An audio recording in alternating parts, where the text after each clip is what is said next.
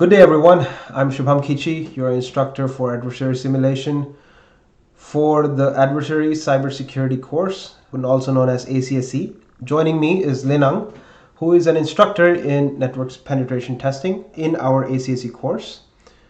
We set out on a mission to create a series of vital videos that will give you an upper hand in mastering leading cybersecurity courses like ACSC or OSCP or any of the other ones which are trending in the market. Rather than demonstrating a series of attacks, we aim to provide a comprehensive view onto each exploit and vulnerability by talking through it. So to grasp the complex world of cybersecurity, we can get started. It's crucial to acknowledge that every country has its own state-sponsored cyber warriors. For the United States, fortunately for us, it's the House of National Security Agency, or NSA, a unit with the remit to ensure information security and developing offensive cyber capabilities. One striking example of their work is EternalBlue, a tool developed inside the NSA, which was, however, leaked in April 2017 by the wrong hands of the group known as the Shadow Brokers. In response, Microsoft issued a security patch, but due to the vastness of the digital world and how quickly Windows got adopted in the world, not all systems were patched in time, leaving many machines vulnerable. To fully grasp the seriousness of this security flaw, we must deep dive into the nuts and bolts of the EternalBlue exploit, which is what we will be demonstrating today in our Hack the Box challenge, Blue. EternalBlue, for background, is officially designated the CVE ID of 2017-0144. It targets the Microsoft Server Message Block, also known as the SMB protocol. Super important if you wanted to get into cybersecurity is knowing all the protocols. This protocol enables shared access to files and printers among network nodes. So imagine you are a Windows machine in a corporate environment and you want to access the printers located on the 7th floor. The only way you can do it is by connecting it via SMB protocols. And you can send files for the printer to print. You can also connect to shared drives through the same protocol as well. But the one which was exploited by EternalBlue was the weakness in SMB version 1. Generally, SMB fosters a connection between a client and a server, allowing a lot of resource linking and sharing and communication. However, EternalBlue exploited a bug in how SMB handled certain packets, leading to a potential remote code execution if an attacker sent specifically tailored and customized messages to Microsoft SMB1 server. That was the vulnerability and the exploit. Upon execution, EternalBlue dispatches a specific packet to the target system's SMB server. This packet aims at the overflow bug in SMB, allowing the attacker to override the server's buffer and execute arbitrary code on the victim's machine. What it means is that once the payload was sent, the exploit went ahead and overflowed the buffer, which was the bug, buffer overflow in SMB, which allowed the attacker to write any kind of code to get a remote code execution back into their server. This allowed the access for an attacker to enter and do whatever they want to do, pretty much unrestricted system access. To further illustrate this in a lab, in a demo environment, Lin Ang, who is our network security instructor for our course, will walk you through this vulnerability in an upcoming demonstration. All videos of this OSCP machine series, complete with thorough documentation of each exploit, useful tools, and executable commands, will be available in the ACSC course. If you're interested in joining us on this educational journey, you'll find the course link in the description. Now, without further ado, please allow me to welcome Lenang, and he'll go ahead and demonstrate the video. I talk on the EternalBlue history. I think it's interesting, and it was also a lot of famous as well. And if you not, people like still use Windows 7, Windows XP, in the real world environment as well. I've seen those a lot on the on-site projects and a lot of assessments. So yeah, I think this is still a valid exploit. So I'll show you an easy way. There are a lot of methods, but for now, I'm going to show you a way with the MSF console, the method framework, and let's go on with it. And the other ways which you're gonna do, the difficult ways, and there are multiple ways to exploit a machine, just to let anybody know who's watching. The other ways you'll be doing it as well as showcasing it, and we'll put those videos up in the course subscription. Alright, so if you look at the screen, I already have my blue out-of-the-box machine already online and open and live. So I already have the IP, which is 10.129.238.156. And also I have the VIP Plus version of the Hack-the-Box. So I have the pawn box. I mean, if you guys don't want to use the VIP, you can just use the local Kali with the VPN downloaded with the Open VPN. You can do a lot of ways. But for me, I'm a VIP subscriber, so I'm just going to use it. So since I have the IP, just copy it pretty much. And we're going to go a normal pentest or CTF kind of approach when we see like an IP or when we have an IP in scope, and we're going to do this kind of way. So first of all, without further ado, let's do some reconnaissance, right? Let's do some ping commands and see if we can actually reach out to it. So as you can see, we get 64 bytes from the IP, which means we can just connect it, right? It's in our range. Now let's do an nmap scan. A simple nmap scan, nothing much, nothing more, anything for now, right? And then after this one, I'm going to add some flags so to get better services, better information on the target. But for now.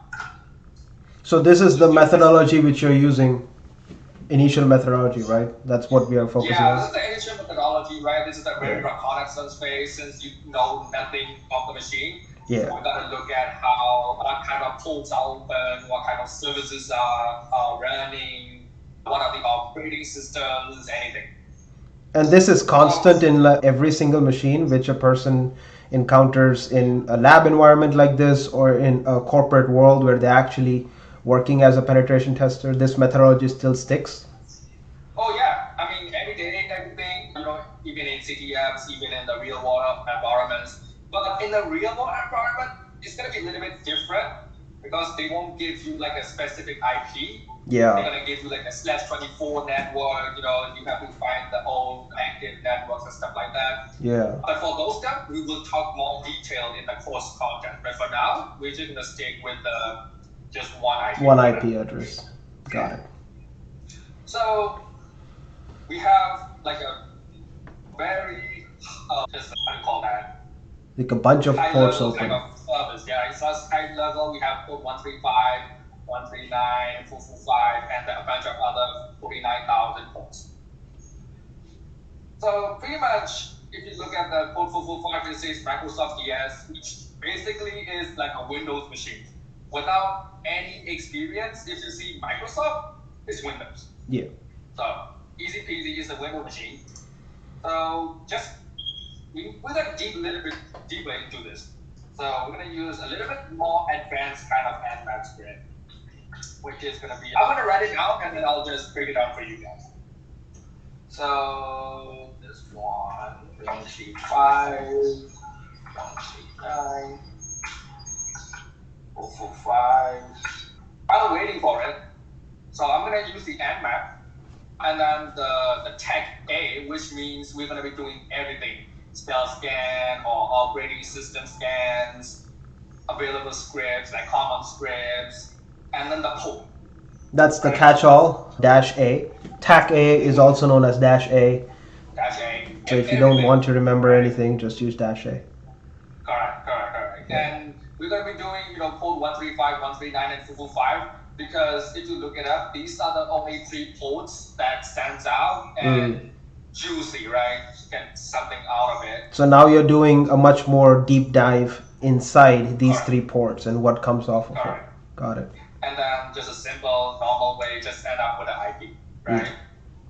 So looking over port 135, it says that we have the Microsoft Windows RPC, and we have the WinNet bioaccessors, and these are not very useful at this point.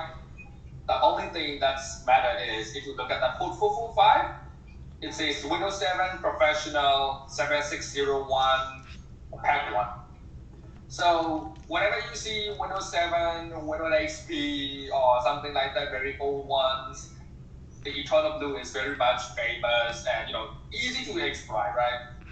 So there are other script results like the OS discovery. I get PC names, the desktop names, but for now we don't really need any of these stuff. But we get to know that this is the SMB version, right? Oh yeah. Good to know that this is the SMB version 1, which is the one that you talked about, right? To exploit this kind of thing. So yeah, it sticks to the history. So let's get on to it. Just gonna close it. So for this exploit, one of the easiest methods to exploit the EternalBlue is with Metasploit framework, right? People might know, some might not know, the Metasploit framework is easily one of the best tool in penetration testing because it has everything. Records like auxiliary modules, post-exploit modules, like persistence module. You can find anything in there. So just pretty much easy breezy, just MSF console.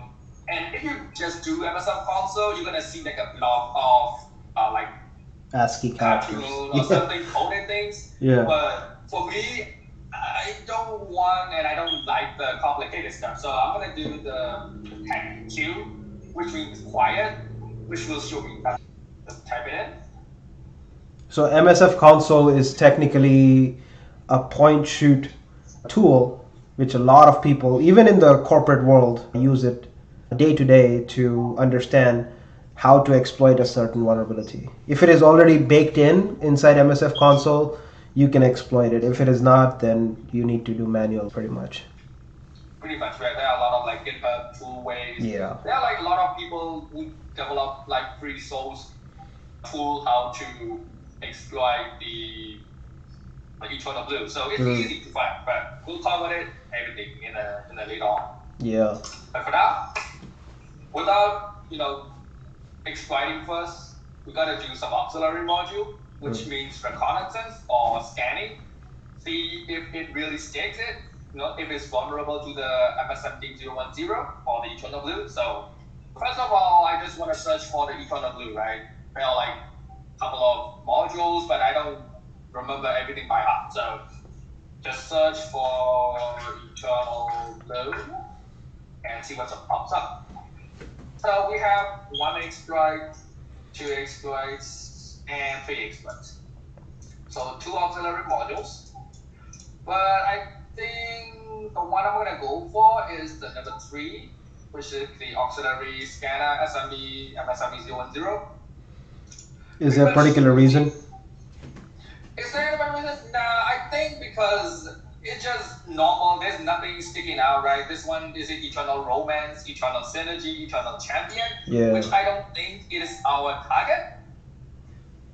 When this one is just not, it's just SMB version. So even in the first one, I think so. It's the first one is the kernel pool corruption. Ours is a remote code execution, right? Mm-hmm. Yeah. So I'm gonna stick to this one. I mean, you can either do, copy this whole thing and just paste it over, or another way that we can use this is use with the ID, which is the number 3, and we'll be in there. So another thing that I want to do is to, look at the configurations that we can set it up to. So just type in show options, nothing complicated. So now we're just going to look at this one, the required column, and if we see something like yes, that's something that you need to set it to. So for now, the date pipes, they already set it for the common, original one that they have. And our host, we gotta set it up since there's nothing.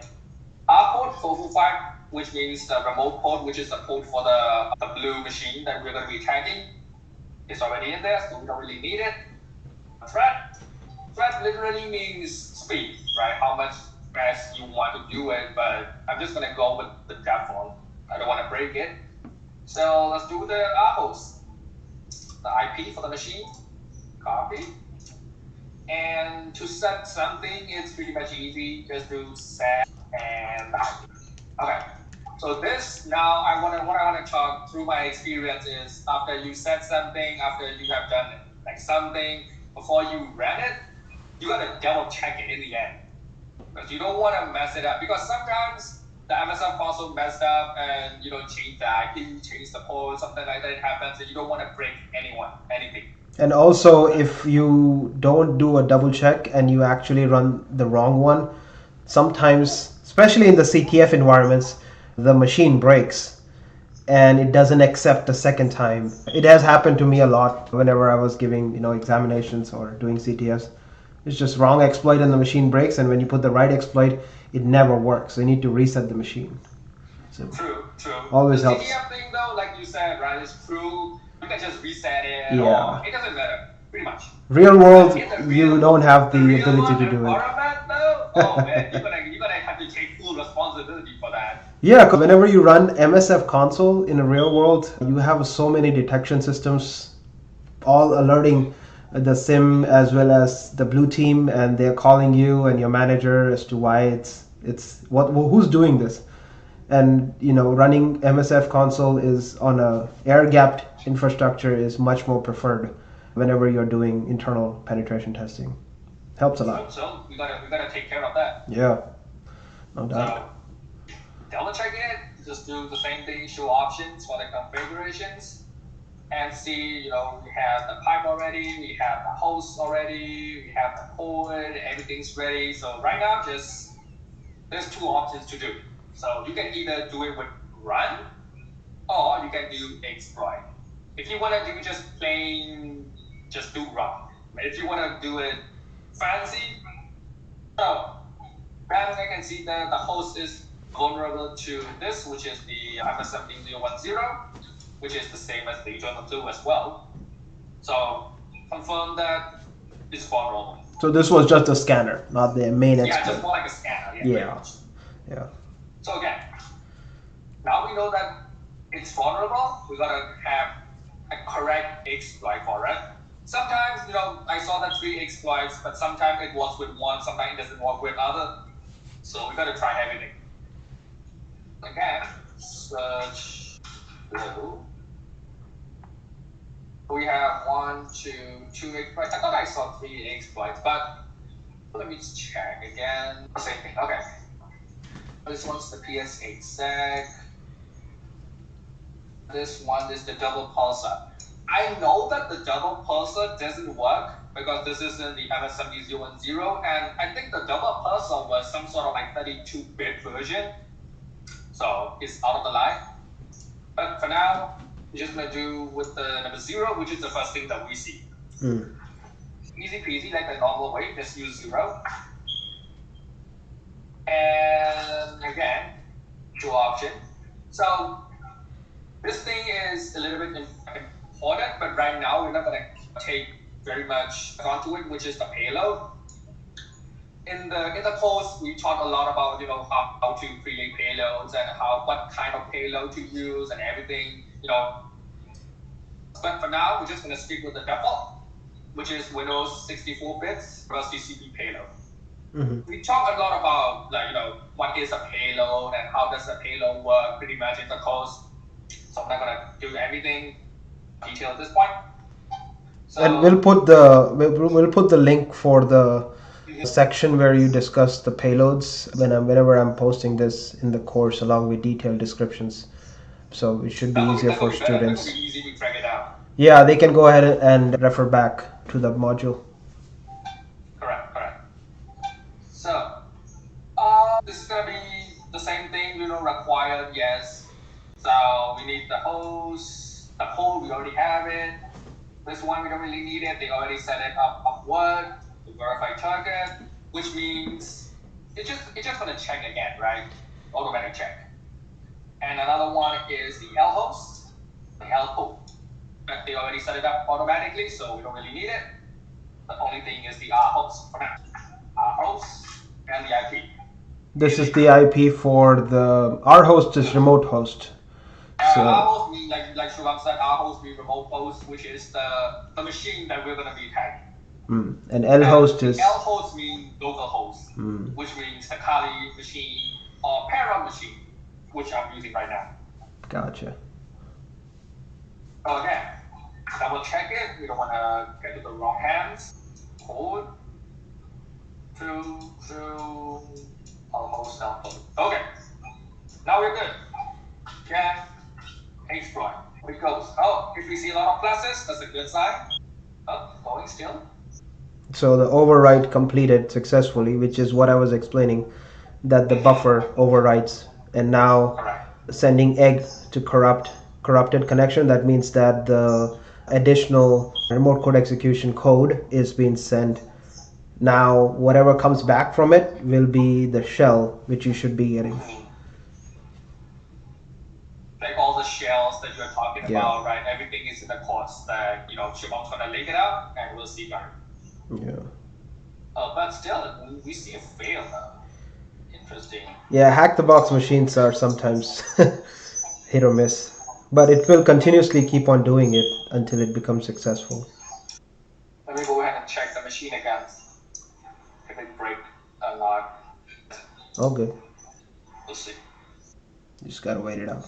Oh wow, it still fails though. I think the third time is the charm. Third time's the charm. Let's wait for it. It's saying that it's override completed, but for some reason it's failing.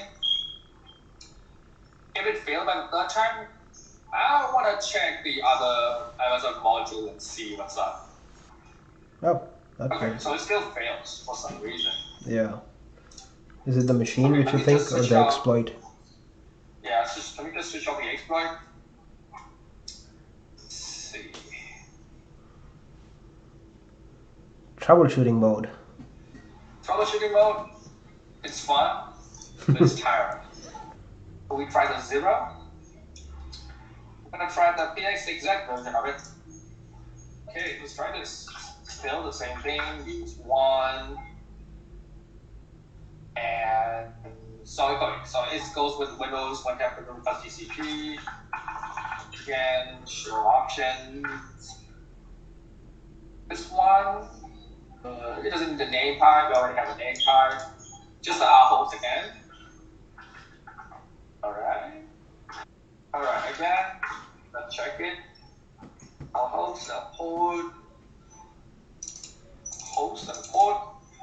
Good. Maybe a different L port? Give that a try. Yeah, let's try with this one, and then we can just change the output, see if it works. Sure. Oh, I think it works again. Don't count your eggs before they hatch. Oh. Interesting. I thought the very first one was going to work. Let me check that again. So we have the host, we have the Windows x64 payload. Maybe try the 0, but without the different L port, like 1, 2, 3, 4. Give that a try. Yeah, let's try the different L port. This is the first exploit? Or the 0 exploit? Yeah, this is the 0 one. Alright. Alright, let's run again. Check it out. It says that it's vulnerable. Oh, there you go. Oh, it was doing that before as well, I guess. Well, sweet. Oh, still it fails. Maybe you need to restart the hack the box machine. I think at this point we gotta restart the machine. Alright, thank you so much guys for chiming in again. We took a small break because we wanted to restart the machine. In Hack the Box, the machines take quite a long time and we didn't want to waste your time waiting, so we just cut the video and stitching it back. Now we're resuming our journey in exploiting EternalBlue. Go ahead, Lid. Alright, so we have already restarted the machine, so we have the IP right here. Oops, let's take it back in. Alright, so still again, show option. Still, so let's see, let's set up the out host, and then we gotta also change the L host as well.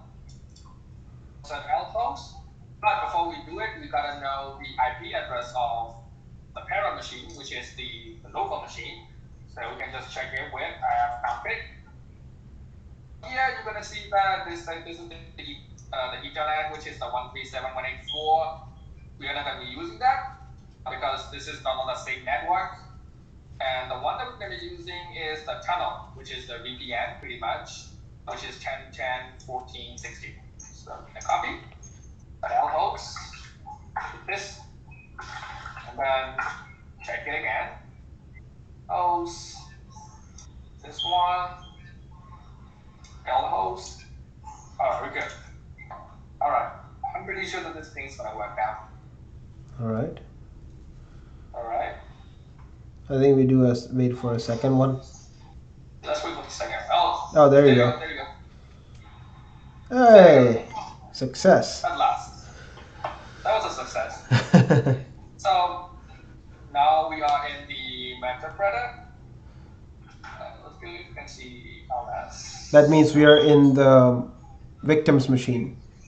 We are in the victim machine, but we are in the. If you want to go in, I guess we gotta do with shell, if I'm not wrong. There you go. So you want to go in, you can just do shell, and then as a CTF, we gotta find the flags and stuff like that.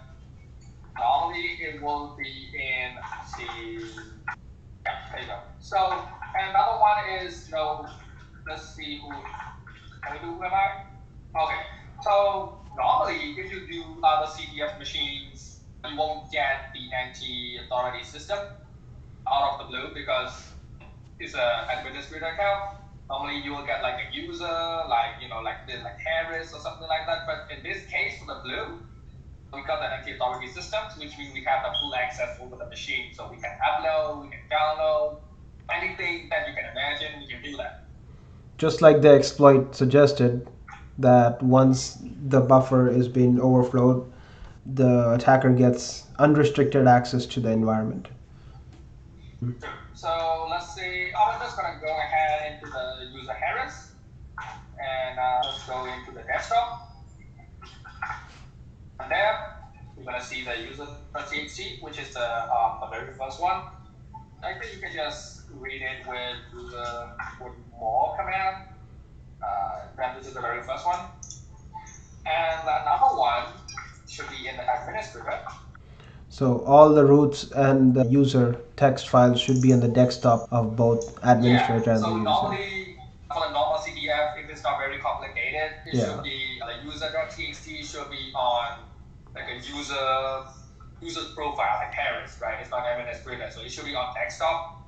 And for more like the root.txt, which is the final flag, it's normally in the administrator desktop.